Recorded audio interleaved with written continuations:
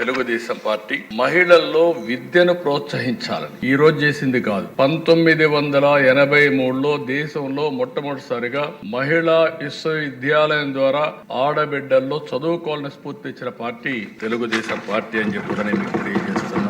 దాంతో ఆగలేద దిశ.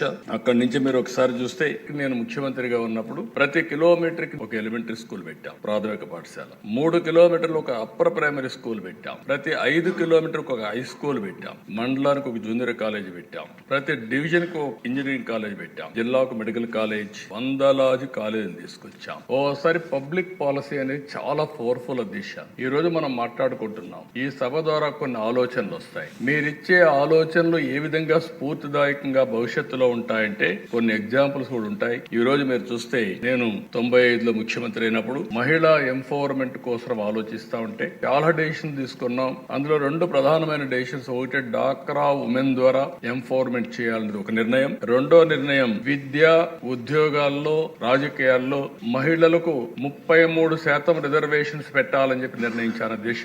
ఆ రోజు చాలా మంది యువత నన్ను వ్యతిరేకించారు, అన్నారు ఈ రోజు 33% పెడుతున్నారు, ఈ రిజర్వేషన్ లో మహిళలు 55-60% వచ్చేస్తారు. మా పరిస్థితి ఏంటంటే నేను ఒక మాట చెప్పాను, మీకు ఇన్ని సంవత్సరాలు అనుభవించారు, ఒకవేళ బ్యాక్లాగ్ ఒకటి ఉంది, కొన్ని రోజులు వాళ్ళకు కూడా వస్తే నష్టం లేదు, మీరు స్వాగతించమని చెప్పాను అధ్యక్ష. నేను గర్వంగా చెప్పగలుగుతున్నా.